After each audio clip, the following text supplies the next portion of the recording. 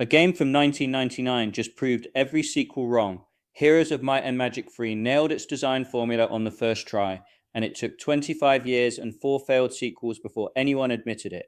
Then last month, a studio went back to that original formula and sold 500,000 copies in 3 days. Here's why. Heroes of Might and Magic is a turn-based strategy series that started in 1995. You explore a map, build towns, recruit armies of fantasy creatures, and fight on a hex grid. The third game came out in 1999 and is considered the peak of the entire series. We're talking about it because the industry just ran a 25-year experiment that proved its design was correct. And most designers still don't understand why. The core loop in Heroes 3 is what makes it tick, and it has 2 layers. Layer 1 is the strategic map. You move heroes around a fantasy landscape, collect resources like gold and wood and crystal, capture mines that generate income every turn, and build up your towns with new structures. Layer 2 is tactical combat. When you run into an enemy, the game switches to a hex grid where your units fight turn by turn and your hero casts spells from the sidelines. The critical design insight is that each layer feeds the other. Combat gives you resources, artifacts, and experience. Resources let you build stronger units and more powerful spells. Stronger armies let you explore further into the map and take on bigger fights. This loop runs 7 times per in-game week, because every 7 turns your towns produce new recruits and the map resets certain resources. That weekly rhythm creates natural pressure points. You're racing to build the right structure before recruitment day. You're deciding whether to spend movement points exploring or heading back to town to pick up new troops. Most strategy games lean too hard into one layer or the other. Total War has strategic map and tactical battles, but the strategic layer is essentially a risk board. XCOM has geoscape management and tactical missions, but the economy is relatively simple. Heroes 3 makes both layers equally deep and equally important. You can't win with just good tactics and a bad economy, and you can't win with a great economy and terrible battlefield decisions. That balance is what makes the game work, and it's the first thing every sequel broke. The second thing Heroes 3 gets right is asymmetric faction design, where the look of a faction tells you exactly how it plays. There are 8 factions in the base game, 9 with the expansion, and every single one has a visual identity that directly telegraphs its mechanical identity. Necropolis is gothic undead with graveyards and bone cathedrals, and it specializes in necromancy, a skill that lets you raise dead enemies as skeletons after every battle. That's a snowball mechanic built right into the faction's identity. You don't just play Necropolis differently, you watch it grow stronger from every fight. Castle is medieval humans with knights, marksmen, and griffins, balanced and accessible, the vanilla faction done right. It's the faction every new player starts with and the one experienced players still respect. Tower is wizards and magical constructs, genies and nagas and golems, pure glass cannon spellcasting with fragile but devastating units. Rampart is elves and forest creatures, dwarves and centaurs and dragons, strong on defense and ranged attacks. Inferno is literal demons, aggressive and chaotic, with a faction special that summons reinforcements during sieges. Dungeon has underground creatures like troglodytes and minotaurs and evil eyes, high damage output, low survivability. Fortress is lizard folk in swamp fortresses, heavy defense, slow but durable, with some of the best value units in the game. Stronghold is orcish barbarians, brute force and speed, the rushdown faction. Here's the transferable principle. Your faction's look should tell players how it plays before they read a single stat. This isn't just good art direction, it's good game design. Players learn faster, opponents read threats faster, the game communicates through its own visuals. Modern games often make factions that look different but play the same, or look the same but play differently. Heroes 3 shows why that's a missed opportunity. When your art team and your design team are aligned on faction identity, the player doesn't need a wiki. The faction teaches them. The third design decision is the hero system, and this is where Heroes 3 embeds RPG progression inside a strategy game in a way that almost no other game does well.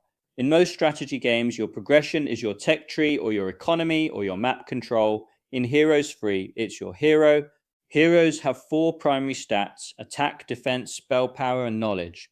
They have 28 secondary skills with 3 proficiency levels each: basic, advanced, and expert. They have equipment slots for artifacts and a backpack for spares. That's a lot of systems, but they all point in one direction. Your hero is your build. When your hero levels up from combat experience, you pick between 2 randomly offered secondary skills. You can't get everything, you have to specialize.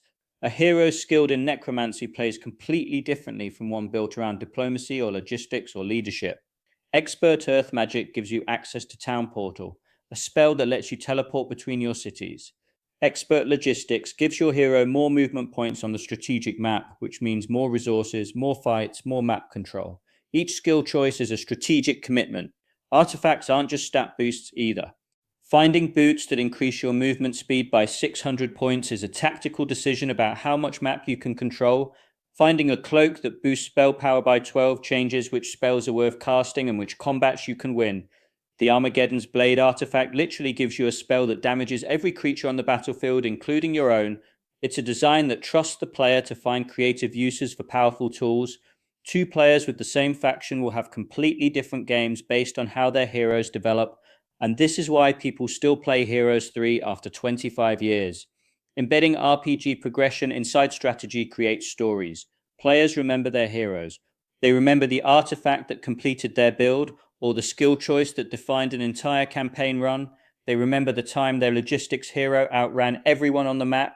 That emotional investment is what makes a game timeless. It's also what every sequel failed to preserve. The fourth design decision is the one most modern designers get backwards. Heroes 3 embraces snowball mechanics instead of fighting them. Most strategy games are terrified of snowballs. They add rubber banding, catch-up mechanics, anti-snowball systems. Heroes 3 does the opposite. Take Necromancy, kill 100 enemies in battle, raise 30 as skeletons. Next battle, your army is bigger. Kill 200, raise 60. By late game, you have thousands of skeletons and an army that crushes everything. Or Diplomacy, a secondary skill that lets neutral enemy stacks join your army for free instead of fighting. Your army grows without taking a single casualty. Or Combination Artifacts from the Shadow of Death expansion, where collecting all pieces of a set gives you a massively powerful bonus. The game wants you to break it, and the designers understood something fundamental. Snowballing is fun when you earn it. Feeling clever for finding an exploit is the reward. Players don't want every game to be a perfectly balanced knife fight. They want the run where they found a diplomacy hero and recruited half the map. The run where their skeleton army became unstoppable. Don't overbalance your game in pursuit of fair. Design moments of power fantasy, let players feel smart. A perfectly balanced game is often a perfectly boring game. Now here's where the story gets interesting, and where the design lesson becomes undeniable. Every sequel after Heroes 3 tried to modernize the formula, and every single one failed. Heroes 4 came out in 2002, and it made the most fundamental mistake possible. It put heroes on the battlefield as combat units. Your hero could now attack, get attacked, and die like any other unit. That sounds like a reasonable innovation. In practice, it destroyed the commander identity that made heroes special. Your hero wasn't a force multiplier anymore, they were just another unit with better stats. Fans hated it. Heroes 4 also reduced the number of creature upgrades and changed the battle grid from hex to square, which doesn't sound like much until you play it and realize hex grids create more interesting positioning. Heroes 5 in 2006 went full 3D.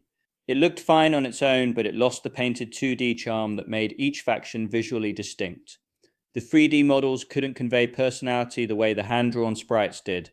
It also added a skill tree system in towns that hid information from the player. You couldn't see the full tree up front, so you couldn't plan your build. You were guessing instead of strategizing. That's the opposite of what made Heroes 3's open skill system work. Heroes 6 in 2011 simplified town building and reduced the number of resource types from 7 down to 4. It removed the weekly recruitment cycle, which was one of the core pressure points that made the economy interesting. It felt like Heroes for people who don't like heroes. Heroes 7 in 2015 tried to course correct and return to the formula, but it shipped buggy and still couldn't recapture what made the third game work. Then there was nothing. For 11 years, the franchise went dormant. The community kept Heroes 3 alive through mods. Horn of the Abyss, a fan-made expansion that started in 2011, added entirely new factions, campaigns, and mechanics. The HD mod let the game run at modern resolutions. An open-source engine recreation called VCMI made it work on any platform. Players didn't need a new Heroes game. They had one that worked perfectly. Last month, everything changed. Heroes of Might and Magic Olden Era launched into early access on April 30th, 2026. Developed by Unfrozen, the studio that made Eratus Lord of the Dead, a tactical RPG that clearly showed they understood turn-based combat design. published by Hooded Horse and Ubisoft. John Van Caneghem, the original series creator, came back as creative advisor. Paul Romero, the composer who wrote the soundtrack for the first 3 Heroes games, returned to write the music for Olden Era. Even the Heroes Orchestra, the group famous for performing Heroes music in concert halls, was brought in for orchestral arrangements. And every reviewer says the same thing. The game is heavily inspired by Heroes 3. That's not criticism, that's the whole point. Unfrozen went back to the 2D painted aesthetic instead of chasing 3D. The dual layer loop is intact. Factions are asymmetric with that same aesthetic mirrors gameplay design. 6 factions at launch: Temple, Necropolis, Grove, Dungeon, Hive, and Schism, each with a distinct visual and mechanical identity. Hero progression follows the Heroes 3 model with evolutionary additions. Faction laws give each faction unique bonuses you unlock over time. Sub-skills add granularity to the secondary skill system without replacing it. Active abilities in combat give units more tactical options without changing the fundamental hex-based system. The new features are additive, not replacement. That distinction is the entire lesson of this video. The result speaks for itself. 1.5 million wishlists on Steam, 50,000 concurrent players at peak, 500,000 copies sold in 72 hours. The game broke even on its estimated $5.5 million budget within 24 hours. Olden Era didn't innovate on the formula. It executed on the formula, and the market rewarded it massively. So what do you take from this for your own projects? 3 principles. First, identify your core loop and protect it with your life. Heroes 3's dual layer strategy tactics loop is what makes it work. Every sequel that weakened one layer weakened the entire game. Know what your game's loop actually is. Write it down in 1 sentence. If you can't, you don't have one yet. Second, your visual design should communicate your mechanics. The factions in Heroes 3 teach you how to play through their look alone. If your player needs a wiki to understand why one option plays differently from another, your design isn't doing its job. Third, let players break your game. Snowball mechanics, powerful combos, emergent exploits. These are features, not bugs. A game where players feel clever is a game they'll play for decades. If you want to build a dual layer strategy game like this, AI tools make it faster than you think. You can use Claude Code or Cursor to prototype faction asymmetry, generate unit rosters with mechanical identities, and test balance with simulation scripts. Run procedural map generation and test resource economy distribution across hundreds of variations in minutes. Build tactical combat scenarios and have AI iterate on unit stats and economy curves in hours instead of weeks. The Heroes 3 formula is well documented enough that an AI-assisted solo dev could prototype a playable dual-layer strategy game in days. We're doing exactly this kind of AI-accelerated game building inside AI Craft.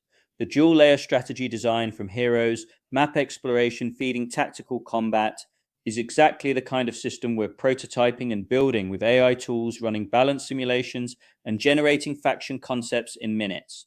Join the community and apply these design principles to your own project. Please feel free to subscribe and check out the links in the description below.